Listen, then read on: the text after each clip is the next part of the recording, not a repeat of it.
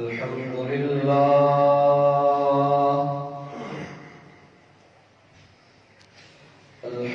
لله نحمده ونستعينه ونستغفره ونعوذ بالله من شرور أنفسنا ومن سيئات أعمالنا من يهده الله فلا مضل له ومن يضلل فلا هادي له وأشهد أن لا إله إلا الله وحده لا شريك له وأشهد أن محمدا عبده ورسوله أرسله الله تعالى بالحق بشيرا ونذيرا وداعيا إلى الله بإذنه وسراجا منيرا اللهم صل على محمد وعلى آل محمد كما صليت على إبراهيم وعلى آل إبراهيم إنك حميد مجيد اللهم بارك على محمد وعلى آل محمد كما باركت على إبراهيم وعلى آل إبراهيم إنك حميد مجيد أما بعد فيا أيها الناس إن أحسن الكلام كلام الله وخير الهدي هدي محمد صلى الله عليه وآله وسلم وشر الأمور محدثاتها وكل محدثة بدعة وكل بدعة ضلالة وكل ضلالة في النار أعوذ بالله السميع العليم من الشيطان الرجيم من همزه ونفخه ونفثه بسم الله الرحمن الرحيم الذين آتيناهم الكتاب يتلونه حق تلاوته أولئك يؤمنون به ومن يكفر به فأولئك هم الخاسرون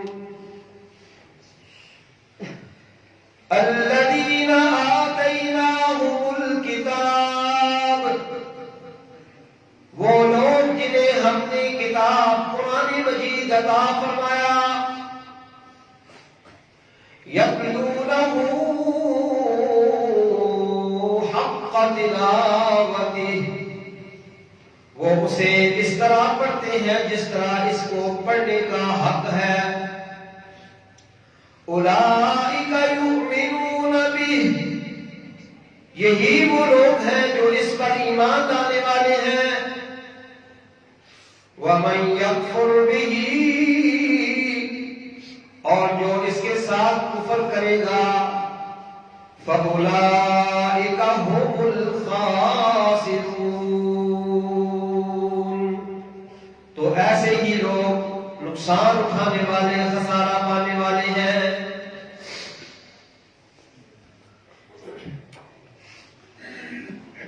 ہر قسم کی تعریف و توصیف اللہ احکم الحاکمین ذوالجلال والاکرام کی ذات گرامی کے لیے خاص ہے جو اکیلا اس ساری کائنات کا خالق و مالک ہے، رازق و حاکم ہے، اسی پروردگار قدوس کی بارگاہ میں دعا و استدعا ہے کہ ہم سب کی طرف سے ہم سب کے ہادی و رہنما محسن و پیشوا جناب محمد رسول اللہ صلی اللہ علیہ وآلہ وسلم کی راہ گرامی پر بے انتہا بے حد و حساب انگنت و بے شمار لا تعداد اپنی چاہت اور مرضی کے مطابق درود و سلام علیہ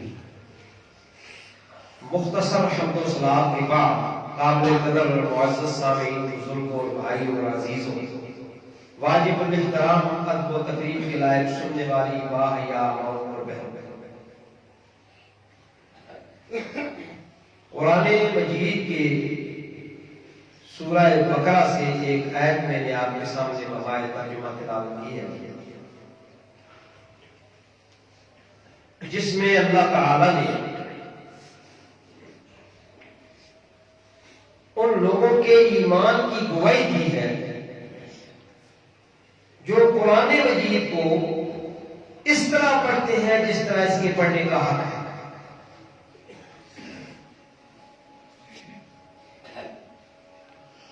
یہ بہت بڑا اعزاز ہے کہ اللہ رب العالمین بندے کے کسی عمل پر خود اپنی طرف سے اس کے ایمان کی گواہی دے۔ اللہ تعالیٰ یہ فرمائے کسی بندے کا ایک عمل دیکھ کر یہ کہیں کہ میں اپنے اس بندے کے ایمان کی خود گواہی دیتا ہوں، اب اسے کسی دوسری چیز کی ضرورت نہیں، خدا اس کے ایمان کی خود گواہی دے رہا ہے ایک عمل پر۔ اور عمل کون سا ہے؟ الذین آتیناہم الکتاب، وہ لوگ جن کو ہم نے کتاب عطا فرمائی، قرآن دیا، یتلونہ حق تلاوتہ، وہ اس کو اس طرح پڑھتے ہیں جس طرح اس کے پڑھنے کا حق ہے۔ اور رسول اللہ صلی اللہ علیہ وآلہ وسلم ان کے بارے میں قرآن مجید کے اندر ہی اللہ رب العالمین نے یہ حقائق بیان فرمائی ہے کہ اللہ کے روبرو کھڑے ہو کر اپنی امت کے ان لوگوں کا اللہ رب العالمین کے ہاں شکوہ کریں گے جن لوگوں نے قرآن مجید کو اہمیت نہیں دی، اس کو پڑھنے، اس کو سمجھنے، اس کی کما حقوق تلاوت کرنے کو اہمیت نہیں دی اور اس کو چھوڑ دیا۔ وقال الرسول یا رب ان قوم اتخذوا هذا القرآن مهجورا، رسول معظم صلی اللہ علیہ وآلہ وسلم جنہیں اللہ نے ساری کائنات کے لیے رحمت بنا کر بھیجا ہے اور جو رات دن پڑھتے رہتے ہیں کہ کسی نہ کسی طریقے سے سارے لوگ مسلمان ہو جائیں، فرمایا میرے پیغمبر مجھے ایسے لگتا ہے کہ تو اپنی جان کھا جائے گا، تو اپنے آپ کو ہلاکت میں ڈال دے گا صرف یہ سوچ سوچ کے کہ یہ لوگ ایماندار نہیں ہو رہے، مسلمان نہیں ہو رہے۔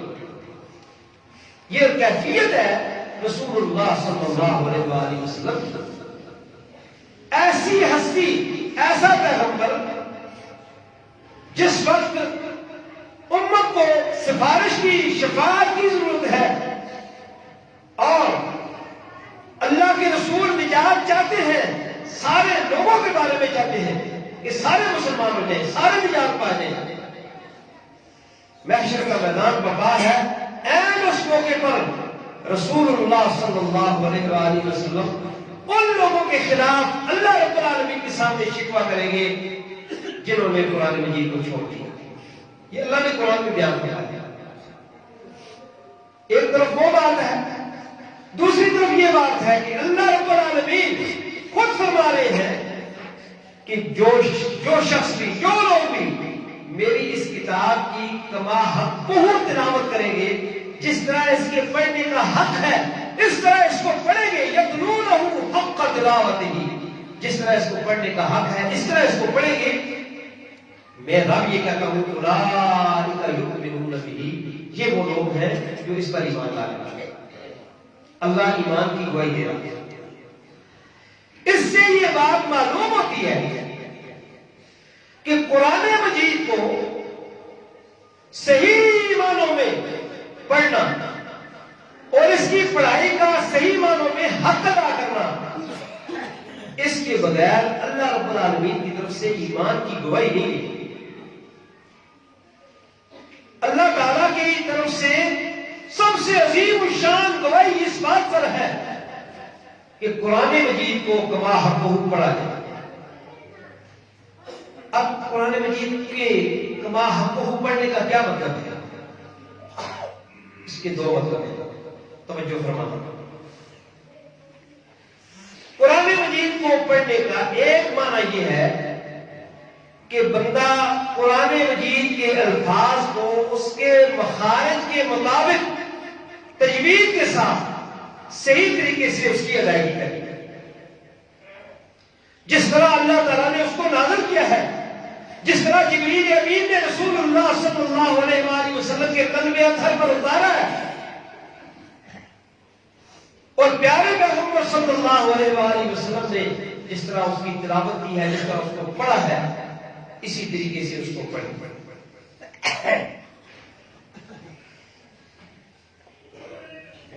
دوسرا معنی اس کا یہ ہے کہ قرآن مجید کے حلال کو حلال سمجھے. کما حقہ اس کے پڑھنے کا مطلب یہ ہے قرآن مجید کے حلال کو حلال سمجھے اور قرآن مجید کے حرام کو حرام سمجھے. اپنی غمی، اپنی شادی، اپنا زندگی کے تمام معمولات، تمام عبادات، تمام عقائد، تمام اخلاقیات، ان سب کی بنیاد اس کی قرآن مجید پر ہوگا.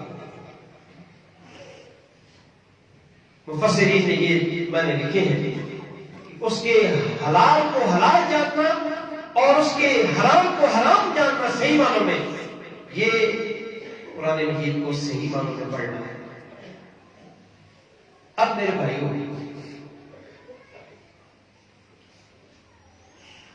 اللہ تعالیٰ کی طرف سے جو اس پر ایمان کی گواہی ہے، یہ اتنا بڑا عمل ہے کہ رسول اللہ صلی اللہ علیہ وآلہ وسلم نے ارشاد فرمایا ہے کہ خیرکم من تعلم القرآن وعلمہ.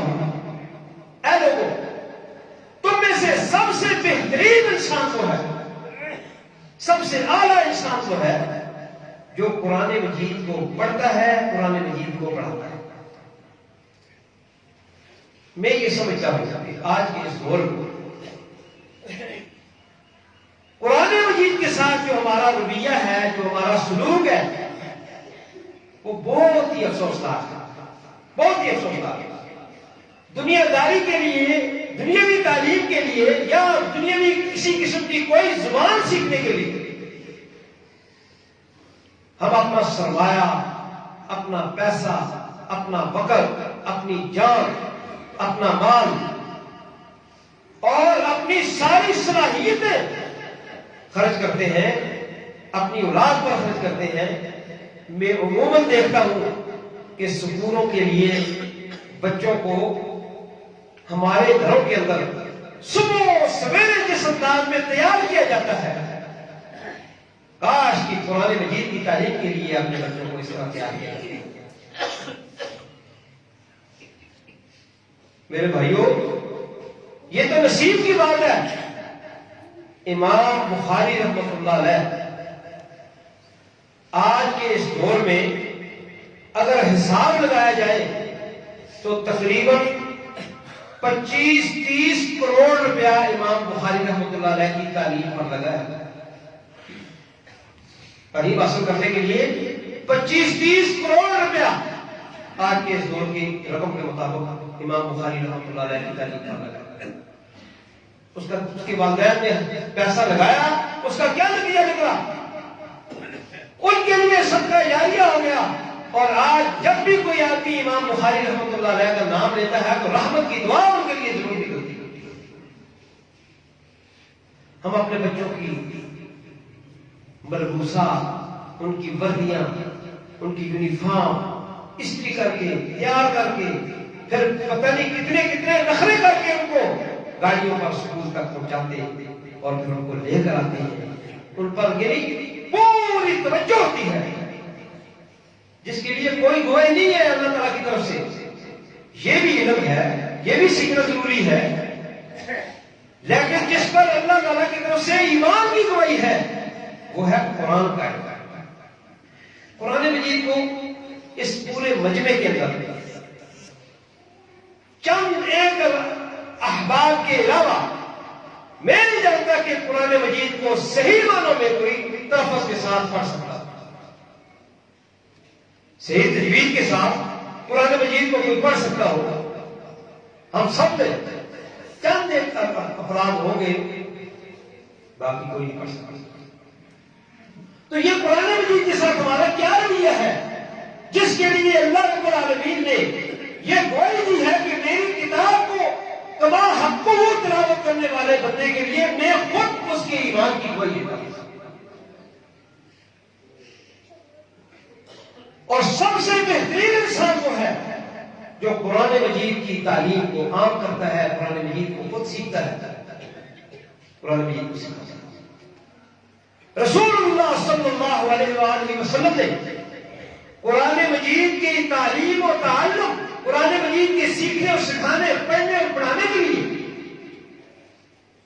اپنی اولاد پر ان لوگوں کو ترجیح دی جو قرآن مجید کو سیکھتے اور سکھاتے پڑھتے پڑھتے.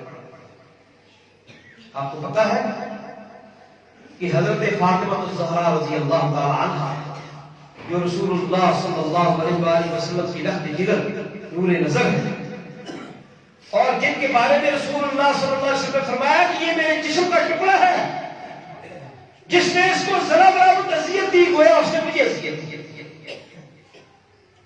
ان کی تکلیف کو رسول اللہ صلی اللہ علیہ وآلہ وسلم برداشت نہیں کر سکتے. تو وہ گھر کا اپنی چکی پر آٹا پیس پیس کے ان کے ہاتھ خراب ہو گئے. حضرت علی رضی اللہ تعالیٰ عنہ نے فرمایا کہ اپنے بابا سے جا کے کہو, اتنے غلام ہیں ان کے پاس, ایک غلام ہی آپ کو دے دیں تاکہ وہ ہمارا کام کاج کر دیا کرے, چکی پیس کے ہمارے دانے وغیرہ بنا دیا, دانے جو ہے وہ آٹا بنا دیا کرے. حضرت فاطمہ رضی اللہ تعالیٰ عنہ چلی رسول اللہ صلی اللہ علیہ وآلہ وسلم سے ساری کیفیت بیان فرمائی, اپنا مسئلہ پیش کیا. رسول اللہ صلی اللہ علیہ وسلم نے فرمایا فاطمہ میں تجھے اس سے بہتر عمل بتا دیتا ہوں جس سے تیری ساری تھکاوٹ دور ہو جائے گی. رات کے وقت سونے سے پہلے 33 مرتبہ سبحان اللہ, 33 مرتبہ الحمدللہ, 34 مرتبہ اللہ اکبر پڑھ کر سو جایا کر. اللہ رب العالمین تیرے دن بھر کی ساری تھکاوٹ دور فرما دے گا. جہاں تک غلام کی بات ہے تو یہ میرے پاس جتنے بھی غلام ہیں یہ میرے صرف اور صرف اصحاب صفہ کا خرچہ چلانے کے لیے روک کے رکھے ہوئے. ان کی فروخت سے, ان کی حاصل شدہ آمدنی سے میں اصحاب صفہ کا خرچہ چلاتا ہوں. ان پر رسول اللہ صلی اللہ علیہ وسلم نے اصحاب صفہ کو ترجیح دی, انہیں غلام نہیں کیا. تو میرے عزیزوں, میرے بھائیوں, ہمیں یہ چاہیے کہ قرآن مجید, آج تو قرآن مجید کو سیکھنا, قرآن مجید کی تعلیم اور اس کے تلفظ کو حاصل کرنا اللہ نے اتنا آسان کر دیا ہے جو کسی زمانے میں اتنا آسان نہیں. بڑے بڑے شیوخ, بڑے بڑے قراء, بڑے بڑے معلم وہ نیٹ پر تعلیم دیتے ہیں, وہ نیٹ پر قرآن مجید پڑھتے ہیں. ان کے تلفظ کو صحیح معنوں میں حاصل کیا جائے, پڑھا جائے, توجہ کی جائے, اپنے بچوں کو بٹھا کے پڑھایا جائے, گھر کے اندر وقت دیا جائے, خود اپنی عورتوں کو, بچیوں کو, خود بھی قرآن مجید کو کما حق کو پڑھا. سب سے افضل علم قرآن مجید کا علم ہے, اور جس کے پاس اللہ رب العالمین کی طرف سے یہ نعمت ہے ساری دنیا کی تمام نعمتوں سے سب سے افضل نعمت ہے. حضرت ابو کبشہ انماری رضی اللہ تعالیٰ عنہ بیان فرماتے ہیں ایک دفعہ ہمیں رسول اللہ صلی اللہ علیہ وآلہ وسلم سے ایک حدیث سنائی. نبی اکرم صلی اللہ علیہ وآلہ وسلم کی ہر بات یہ حدیث ہوتی ہے. یہ ترمذی شریف کی حدیث ہے جس کو امام ترمذی رحمۃ اللہ علیہ نے حسن صحیح کہا. اور امام ترمذی رحمۃ اللہ علیہ جس حدیث کے بارے میں یہ کہے کہ ھذا حدیث حسن صحیح، وہ اعلیٰ درجے کی صحیح حدیث ہوتی ہے.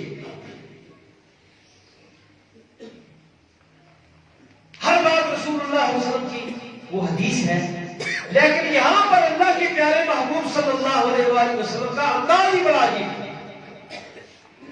آپ نے دیگر مزید کچھ باتیں بیان کرنے کے بعد، ان کا وقت نہیں ہے بیان کی جائیں، بیان کرنے کے بعد فرمایا میرے صحابہ احدثکم حدیثا فاحفظوہ، میں تمہیں آج ایک حدیث بیان کر رہا ہوں.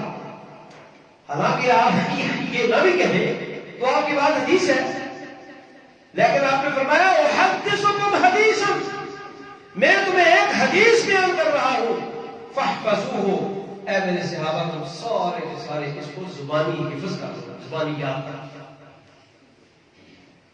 اب جس حدیث کے بارے میں یہ بات بیان کی جائے، اللہ کے رسول بیان کرے، تو صحابہ کرام رضوان اللہ تعالی علیہم اجمعین کی کیفیت کیا ہوگا، جن کے بارے میں حدیث میں یہ آتا ہے کہ جب رسول اللہ صلی اللہ علیہ وسلم کوئی بات بیان کرنے لگتے تو صحابہ کرام اس قدر متوجہ ہو جاتے، اس قدر یکسو ہو جاتے کہ اگر کوئی پرندہ بھی آ کر ان کے سر پر بیٹھ جاتا تو وہ بھی وہاں مانوس ہی ہوتا، وہ بھی اڑ کر نہ جاتا. یعنی ان کے اندر ذرا برابر کی حرکت نہیں ہوتی، مکمل ساکت ہو کر پیارے پیغمبر صلی اللہ علیہ وسلم کی بات کو سنتے.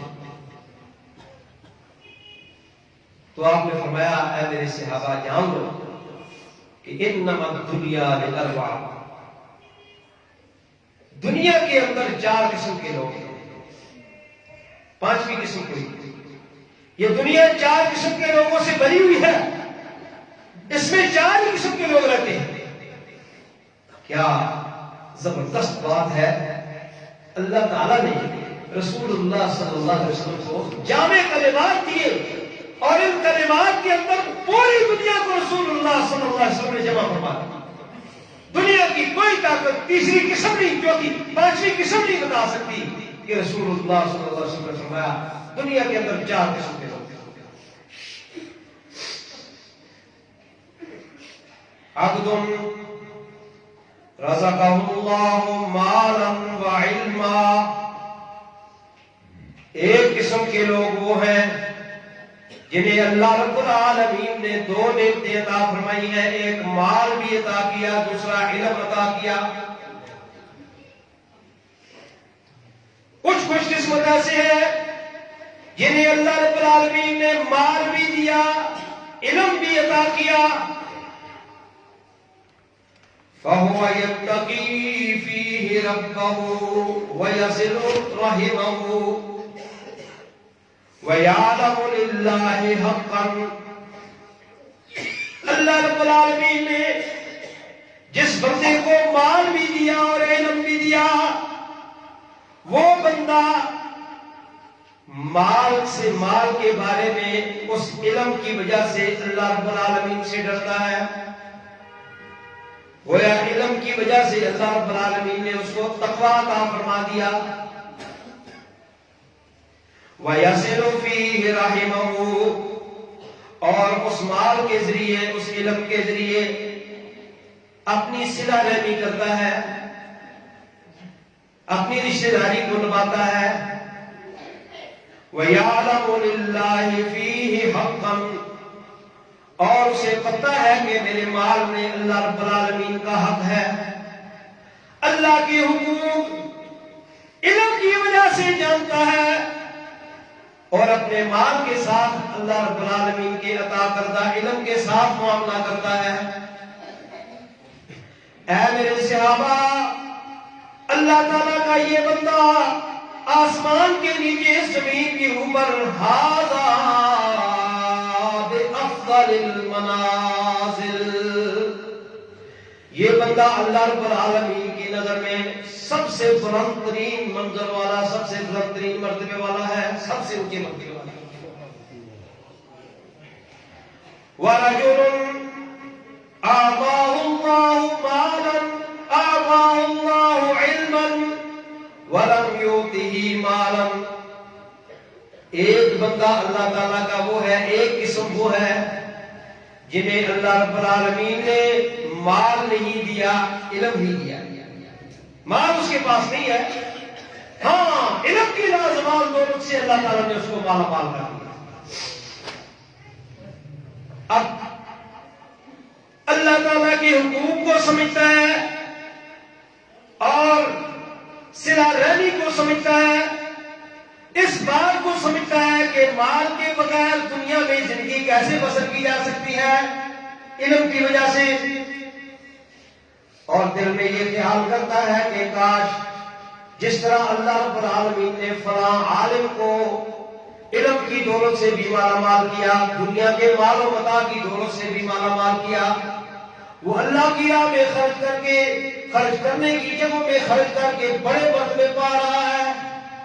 اسے پتا ہے کہ یہ ایک ایسا عمل ہے جب بندہ مر جاتا ہے نا، مرنے کے فوراً بعد اسے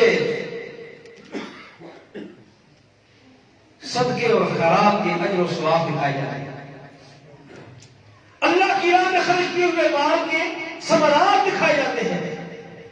تو پھر وہ کیا کہتا ہے؟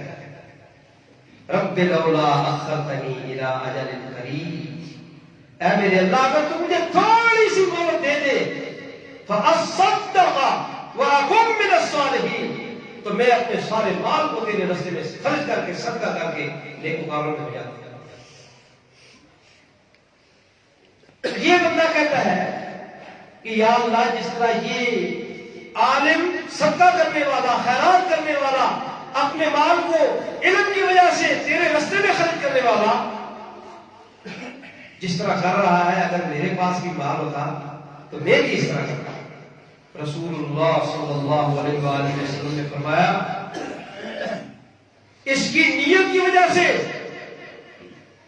اجرہما سوا، جس طرح مالدار عالم کو اللہ رب العالمین اجر و ثواب عطا فرمائے گا، اس طرح اس غیر مالدار غریب عالم کو بھی اللہ رب العالمین اتنا ہی اجر و ثواب عطا فرما دے گا۔ سبحان اللہ۔ تیسری قسم فرمایا وَرَجُلٌ آتَاهُ اللَّهُ مَالًا وَلَمْ يُؤْتِهِ عِلْمًا، ایک قسم وہ ہے جنہیں اللہ رب العالمین دنیا کا مال دے دیتا ہے وافر مقدار میں، وَلَمْ يُؤْتِهِ عِلْمًا، لیکن علم سے اسے محروم رکھتا ہے، علم اس کے پاس نہیں، قرآن کو نہیں جانتا، حدیث کو نہیں جانتا۔ لَمْ يُؤْتِهِ عِلْمًا، تو پھر وہ کیا کرتا ہے؟ يُخْبِطُ فِيهِ،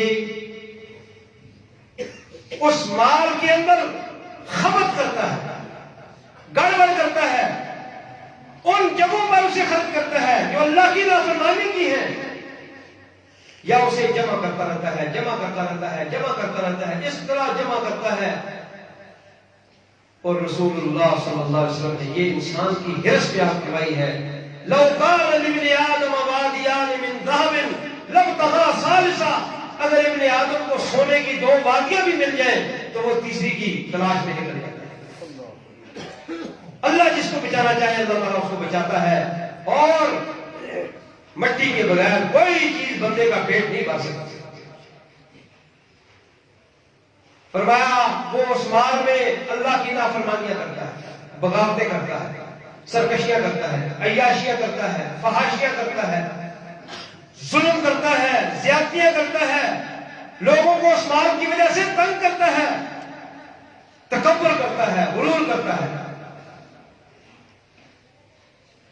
نہ صلہ رحمی کرتا ہے، نہ اللہ کے حق کو پہچانتا ہے، نہ ہی اس مال کی وجہ سے اس کے پاس تقویٰ ہے، مال کی وجہ سے تقویٰ آتا ہی نہیں، تو اس کا نتیجہ کیا نکلتا ہے؟ رسول اللہ صلی اللہ علیہ وسلم نے فرمایا ھذا باخبث المنازل، یہ بندہ اللہ رب العالمین کی نظر میں سب سے گندے ترین اور خبیث ترین درجے کا بندہ ہے۔ ایک بندہ آیا گھوڑے پہ بیٹھا ہوا، بڑے تمتاز سے، بڑے اعلیٰ لباس کے اندر، بڑی اعلیٰ پوشاک کے اندر جا رہا۔ ماں بچے کو دودھ پلا رہی ہے، چند دن کا بچہ ہے، دودھ پی رہا ہے، تو اسے دیکھ کر ماں کہتی ہے اللہم اجعل ابنی مثل ھذا، اللہ میرے بچے کو اس جیسا بنا دے۔ یہ بہت بڑا سردار جا رہا ہے، گھوڑے پہ سوار ہے، شملہ ہے، کلا سر پہ ہے اور اعلیٰ قسم کی پوشاک ہے، پتہ نہیں کتنا بڑا آدمی ہے۔ اللہم اجعل ابنی مثل ھذا، اللہ میرے بیٹے کو اس جیسا بنا دے۔ بیٹا دودھ پیتے ہوئے منہ پیچھے کر کے، دودھ پیتا بیٹا کہتا ہے اللہم لا تجعلنی مثل ھذا، اللہ مجھے اس جیسا نہ بنانا۔ تھوڑی دیر کے بعد ایک اور بندہ جا رہا ہے، عورت ہے یا مرد ہے، لوگ اسے پیٹ رہے ہیں، سارے لوگ اسے مار رہے ہیں، اسے گالیاں نکالتے ہیں، اسے بدکار اور زانی کہہ رہے ہیں اور اس پر رنگا رنگ قسم کی تہمتیں لگا کر اسے سزائیں دے دے کر لے جا رہے ہیں۔ تو عورت کہتی ہے اللہم لا تجعلنی ابنی مثل ھذا، اللہ میرے بیٹے کو اس جیسا نہ بنا۔ بیٹا دودھ پیتے ہوئے منہ پیچھے کر کے کہتا ہے اللہم اجعلنی مثل ھذا، اللہ مجھے اسی جیسا بنا۔ بات کیا؟ جس کو مارا پیٹا جا رہا ہے اس پہ جھوٹی تہمت ہے، وہ اللہ کا ولی ہے یا اللہ کی ولیہ ہے، وہ صالح اور نیک ہے۔ اللہ تعالیٰ نے اس بچے کو بتا دیا، اور جو بڑے طمطراق سے، بڑے تکبر سے، بڑے غرور سے گھوڑے پہ سوار ہو کر بڑی اعلیٰ پوشاکوں میں جا رہا ہے، وہ اللہ کی زمین پر سب سے بڑا نافرمان اور بھاری قسم کا انسان ہے۔ تو فرمایا رسول اللہ صلی اللہ علیہ وسلم نے جس کے پاس علم نہیں ہے، صرف مال ہے، اور اپنے مال کی وجہ سے وہ اللہ کے حقوق کو نہیں پہچانتا، وہ صلہ رحمی نہیں کرتا اور وہ اللہ کی نافرمانی میں بڑھ جاتا ہے، ھذا باخبث المنازل، یہ خبیث ترین طریقے کا انسان۔ چوتھے نمبر پر فرمایا، چوتھے نمبر کے وہ لوگ ہیں وَعَبْدٌ لم یؤتہ مالا ولا علم، کچھ لوگ ایسے ہیں جن کے پاس نہ مال ہوتا ہے نہ علم ہوتا ہے۔ یہ چار بندے رسول اللہ صلی اللہ علیہ وسلم نے بیان کیا ہے۔ دنیا کے اندر یہ چار قسم کے لوگ ہیں، کوئی بتا سکتا ہے پانچویں قسم؟ کوئی بتا سکتا ہے۔ یہ چار قسم کے لوگ ہیں۔ فرمایا اس کے پاس نہ مال ہے نہ علم ہے۔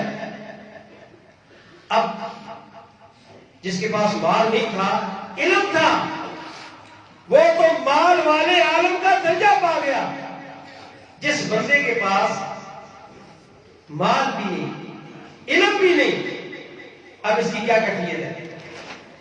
یہ بندہ دل میں سوچتا ہے اور جاہل مالدار کو دیکھتا ہے تو افسوس کرتا ہے کاش میرے پاس بھی اس طرح کی گاڑی ہوتی، میرے پاس بھی اس طرح کی کوٹھی ہوتی، میری بھی اس طرح کی دکان ہوتی، میرا بھی اس طرح کاروبار ہوتا، میرے بھی پاس بھی اس طرح نوکر چاکر ریل مل ہوتی، تو میں بھی ایسے ایسے کام کرتا، یہ کرتا وہ کرتا، مجھے کوئی پوچھنے والا نہ ہوتا، میں یہ اور وہ کر دیتا۔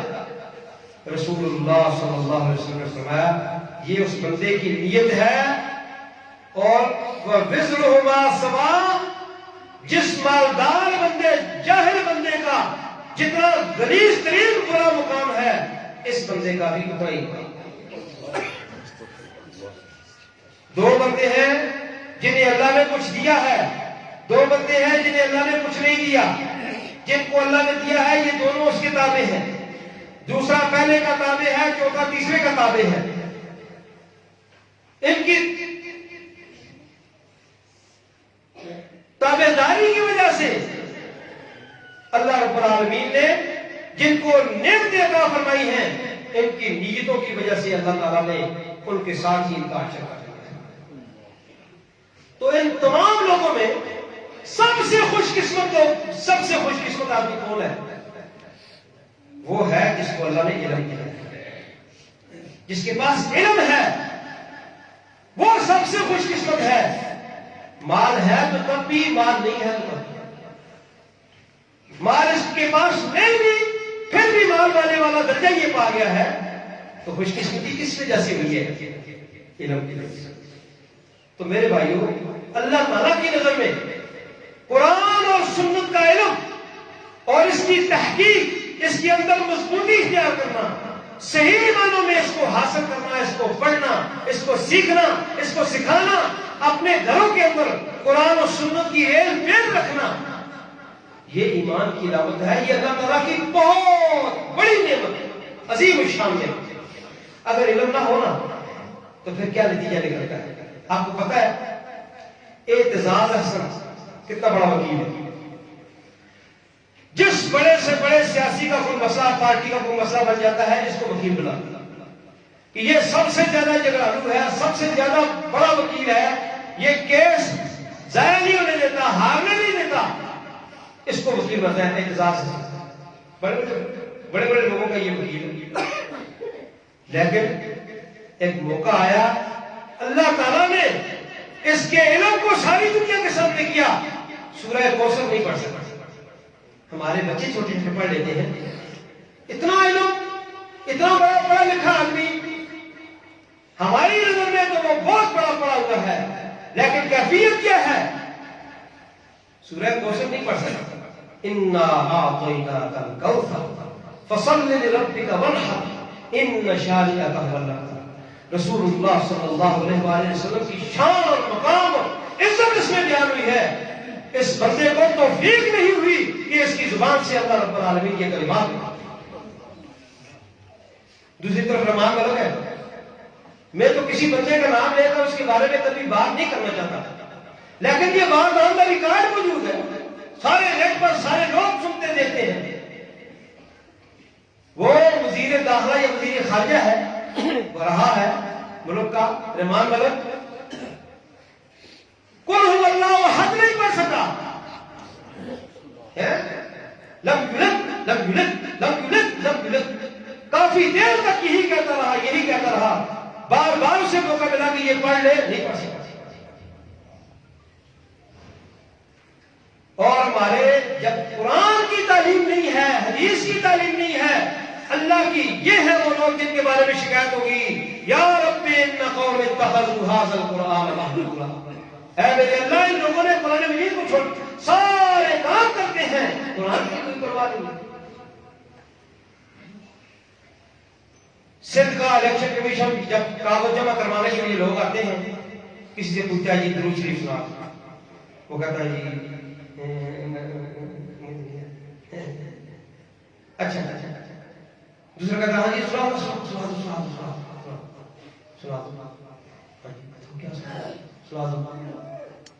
درود شریف پوچھے نا،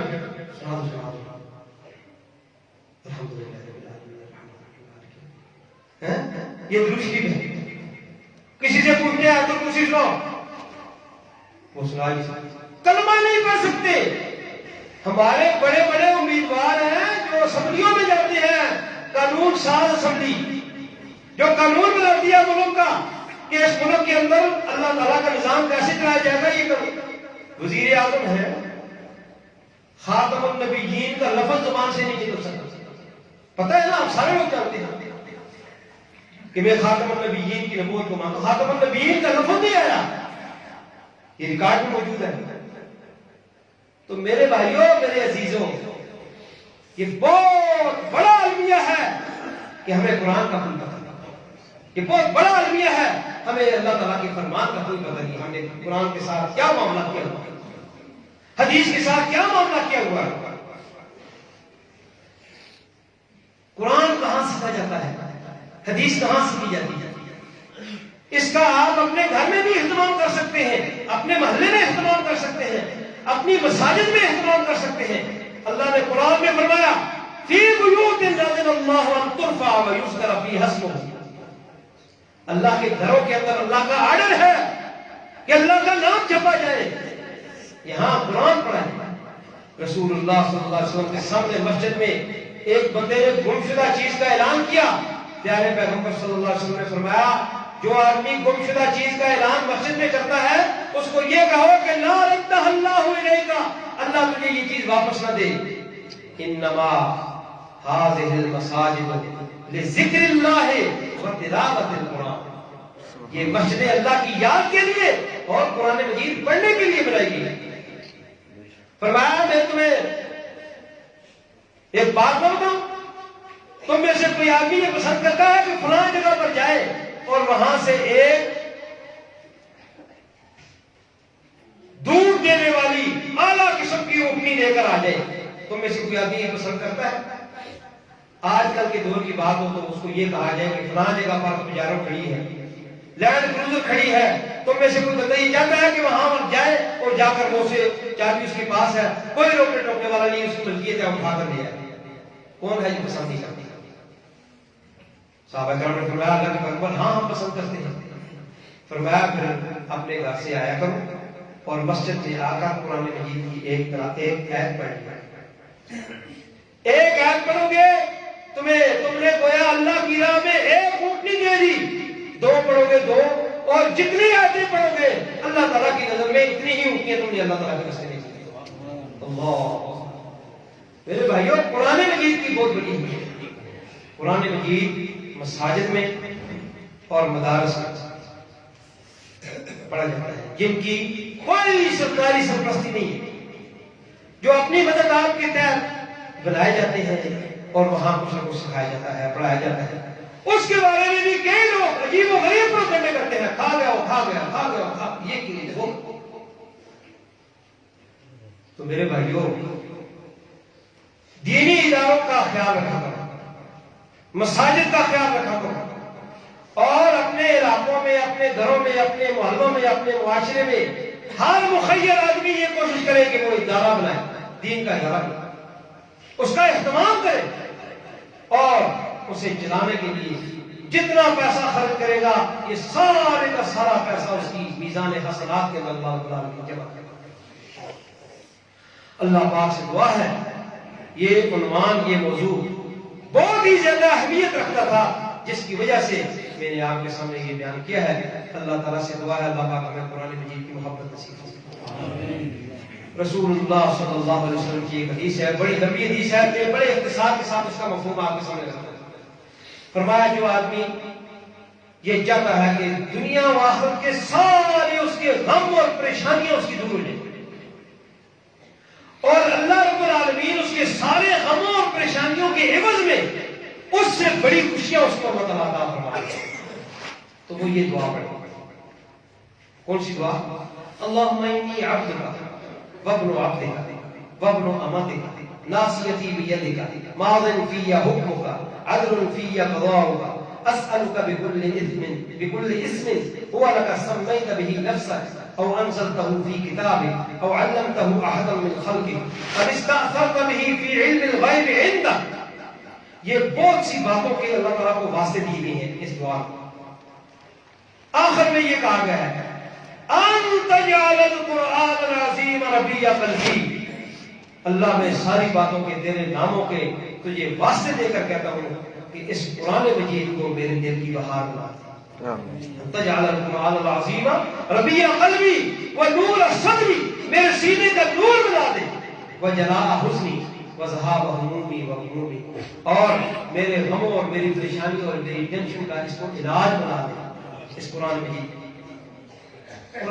فرمایا رسول اللہ صلی اللہ علیہ وسلم نے جو آدمی یہ دعا پڑھتا ہے اللہ سارے جہان کی ساری ٹینشنیں اس کی دور فرما کر اللہ تعالیٰ ان ٹینشنوں کے عوض میں ان سے بڑی خوشیاں اس کو عطا فرماتا ہے۔ تو بات کیا ہے؟ بندے کو ٹینشن ہے، پریشانی ہے، مصیبت ہے، تکلیف ہے، بہت بڑی پریشانی میں پھنسا ہوا ہے، اور کیا ہے ان تجعل القرآن العظیم ربیع قلبی، اللہ قرآن کو میرے سینے کا نور، میرے دل کی بہار بنا، میرے سینے کا نور بنا، اور اس کے ذریعے میری پریشانیوں کو دور کرو۔ تو میرے بھائیوں، قرآن مجید کے ساتھ جس بندے کا صحیح تعلق ہے، قرآن مجید کو جس نے تھام لیا وہ کبھی بھی ناکام نہیں ہوگا۔ اللہ تعالیٰ سے دعا ہے اللہ تعالیٰ ہمیں صحیح معنوں میں قرآن مجید کا خادم اور خدمتگار بنا، قرآن مجید کے فروغ کے لیے اللہ تعالیٰ ہمیں توفیق نصیب فرمائے، قرآن مجید کی تعلیم و تعلق کے لیے اللہ تعالیٰ ہمیں بھی ہماری جانوں، ہمارے اوقات اور ہمارے مالوں کو قبول و منظور فرمائے۔ اقول قولی ھذا استغفر اللہ لی ولکم ولسائر المسلمین وآخر دعوانا ان الحمد للہ رب العالمین۔